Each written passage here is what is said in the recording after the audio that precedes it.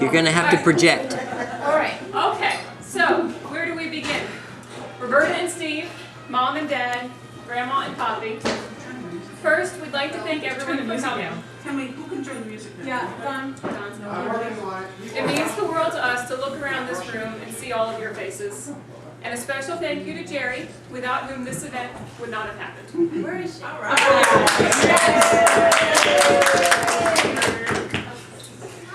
42 years of marriage. Wow, that's a long time. To us, anyway.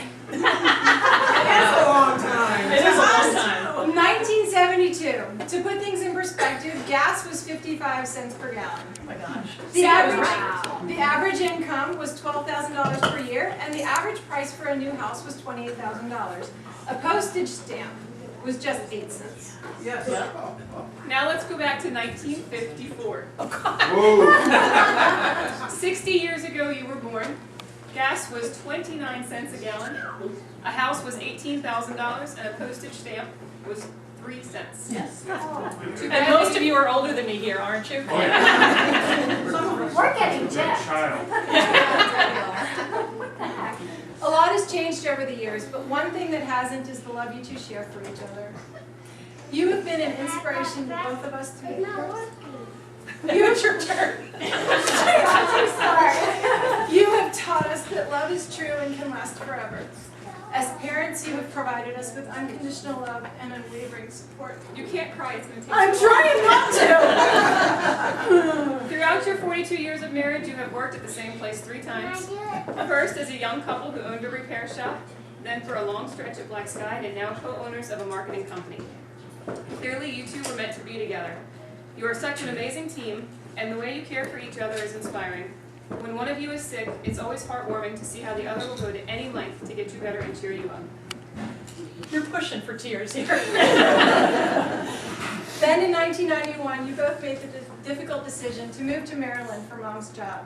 Since then, we have all grown some major roots here and have had many different living arrangements. For a few months there, you were even lucky enough to live with all of your kids and grandkids under your roof. 10 months is more than a few. She moved out first.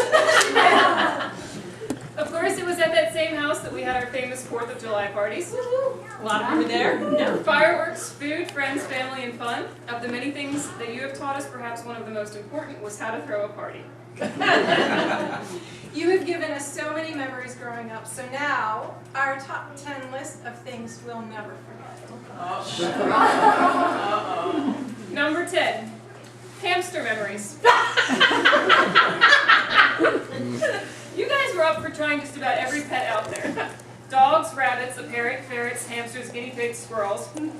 We learned a few life lessons from those pets. I mean, really, who takes a hamster to the emergency vet? Hey, he was in a coma! What are we supposed to do? And then there was the hamster that the pet store clerk promised was a boy. Yeah, I remember that one. The next day we had 6 hamster babies, and I got a quick life lesson about what hamsters do to their young if they're not separated immediately. Number 9. One of the best vacation memories was in LA. It was quite an experience seeing Dad on stage with Jay Leno getting made fun of for his outfit that, as Jay put it, must have been picked out by his wife.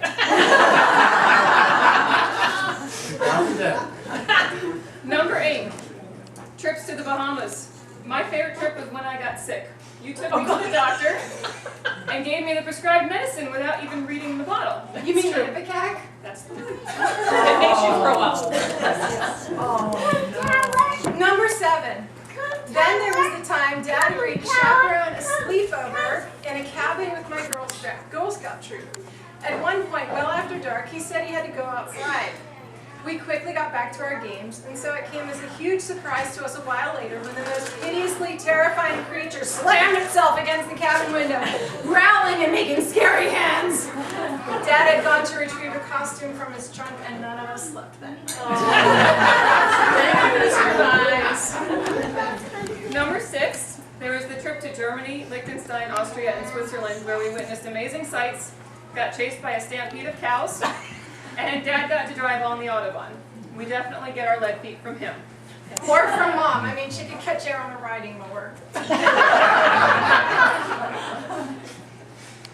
Number 5. Oh, the night of my 8th grade dance will forever be etched into my memory. Sorry, I'm really sorry. Yeah, you look like it. The dance itself was nothing to write home about, but I will tell you that after catching a ride home with a friend's mom, I didn't know what to make of our dark house. No lights, doors locked, no answer. But even stranger than that was when we peeked into the windows, we found there were no curtains, no furniture, no nothing. I felt like I was in an alternate reality. My friend's mom said, "It looks like they moved without you. Want to come over our house?" I said, "Sure." It turns out they had moved without me. Do you remember that, Jim? You were there. We Number later. 4. It was okay. We started a tradition years ago with a rubber bendy rabbit. One of us would hide it in a discoverable weird place, and whoever found it was responsible for hiding it next. One time, though, Jana wrapped him around the light bulb above the kitchen sink. Unfortunately, Mom didn't notice this, and she turned on the light and started doing dishes. Oh, no. A few minutes later, we all came rushing into the kitchen in response to her screaming. In Mom's defense, screaming is a perfectly appropriate response to a melted rabbit falling out of nowhere and doing a cannonball into your dishwasher.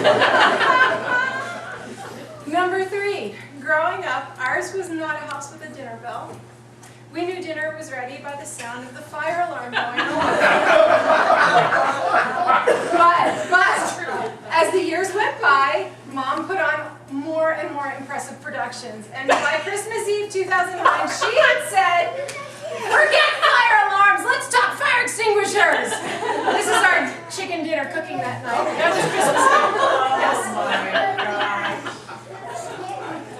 I hate cooking. Does anybody know that? Number 2. Mom, you were always teaching us to take care of our things in creative ways. Like the time you said that our Cabbage Patch Kids needed a bath. But you couldn't fit their heads in the washing machine. So you left the washer open with their heads sticking out to be washed. Unfortunately, the spin cycle caused their heads to fly off. But they were clean.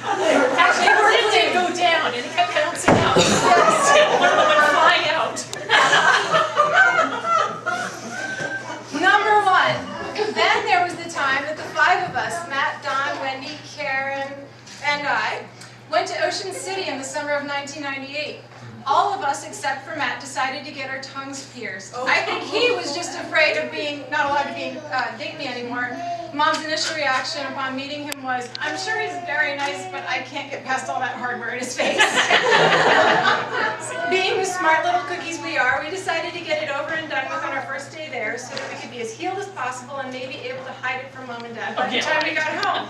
Well, I will never forget watching Wendy talk on the phone with Mom, trying to sound casual and normal with a tongue swollen 4 times its normal size. What was it you said to us when you hung up the phone?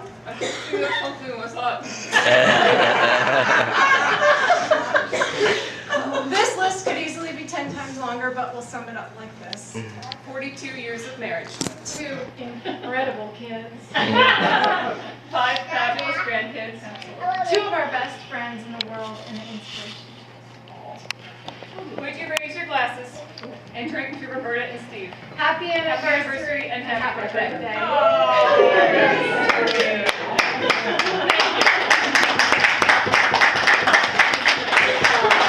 thank you all. Oh, Lord. Yeah.